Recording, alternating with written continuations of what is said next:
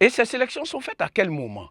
Lorsque nous sommes devant une situation que nous devons résoudre un problème, nous faisons appel aux connaissances que nous avons, les connaissances antérieures que nous avons en nous. Maintenant, ces connaissances antérieures que nous avons en nous, nous ne pouvons pas prendre toutes ces connaissances dans un instant T pour vouloir résoudre un problème X. Si nous partons, par exemple, de ce que l'apprenant, vous élève, vous savez, par exemple, des mathématiques, toutes les connaissances acquises des mathématiques, depuis belle lurette, et aussi les connaissances acquises en sciences, en histoire, etc., etc. Et vous êtes face à une situation, une équation que vous devez résoudre, ou encore à un problème philosophique. Si c'est un problème philosophique, vous allez faire le tri parmi ces différentes connaissances. Vous allez faire émerger, vous allez partir, si vous voulez, je vais faire une image. Vous pouvez aller dans votre conscience, et à l'intérieur de laquelle se trouve votre mémoire, et vous allez ouvrir la porte de la mémoire, choisir les éléments dont vous avez besoin pour résoudre le problème philosophique posé. De la même manière, si vous êtes devant une équation mathématique, vous irez aussi, dans cette mémoire-là, puiser les éléments nécessaires pour la résolution de votre équation mathématique. Donc, vous n'allez pas prendre n'importe quel élément. Vous allez faire un tri. C'est pourquoi la conscience est sélection ici.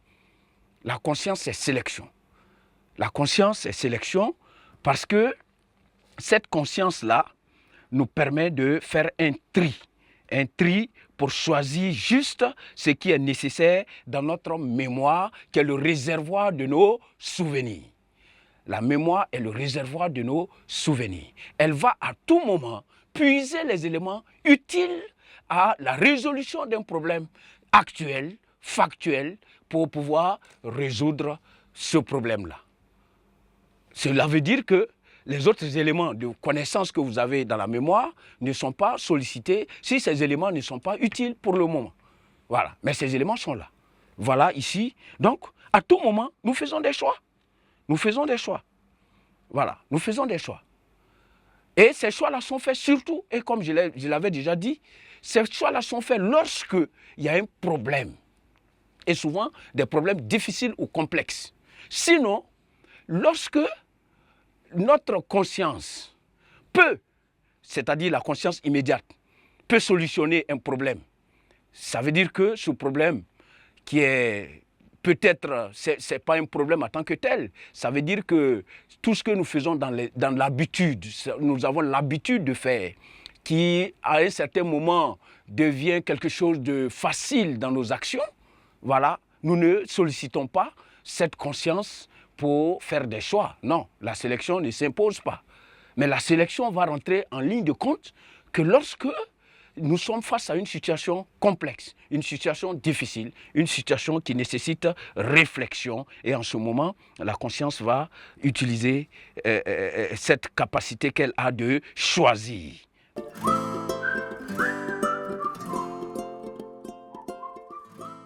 Voilà. Donc ici, c'est ce que nous devons retenir. À ce niveau, Henri Bergson dira quoi? Tout simplement, Henri Bergson, et nous allons noter 1859, 1941, Bergson dira simplement que toute conscience, donc Henri Bergson dira simplement que toute conscience, voilà,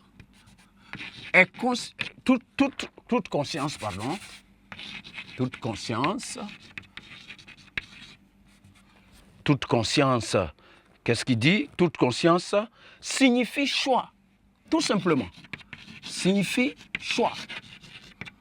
Voilà, il ne peut pas avoir de conscience sans un choix, parce que l'homme est un être libre, de par sa conscience qui lui permet de faire des choix bien avisés, bien sûr. Voilà. Et qu'est-ce que nous pouvons encore ajouter? Que la conscience aussi est synthèse. En C, nous dirons que la conscience est synthèse. la synthèse. Et qu'est-ce que nous pouvons comprendre par le fait que la conscience est synthèse? Donc ici, nous devons retenir que toute conscience, devant une situation donnée, qu'est-ce que la conscience fait? La conscience ne va pas simplement choisir. Si la conscience fait des choix, elle peut, pour un problème donné, faire plusieurs choix. Maintenant, il faut que la conscience puisse combiner ces différents choix-là pour en faire une synthèse cohérente afin de résoudre le problème en question. Donc la conscience est synthèse. Et aussi encore, je dirais encore que lorsque nous faisons des perceptions, l'être humain perçoit quelque chose. Il faut que nous fassions appel. Nous pouvons voir, si je prends la vue, nous pouvons voir quelque chose sans que cette vision de la chose ne touche notre conscience. Nous pouvons savoir véritablement ce que nous regardons ou ce que nous voyons maintenant et tout de suite, si la conscience élabore cette synthèse-là pour nous amener à comprendre, à analyser ce que nous sommes en train de percevoir par la vue. Et ça aussi, ça rentre dans la ligne de la synthèse que fait la conscience. Parce que la conscience va récolter les éléments de la vue pour les analyser, les coordonner, pour nous permettre de comprendre ce qui se fait ou ce que nous voyons. Voilà. Donc ici, voilà à peu près les différents caractères de la conscience que nous avons soulignés. L'intentionnalité, la sélection et la synthèse, qui se trouvent être des manifestations conséquentes de la conscience en nous. Donc, sur ce, nous allons maintenant passer aux différentes manifestations de l'inconscient.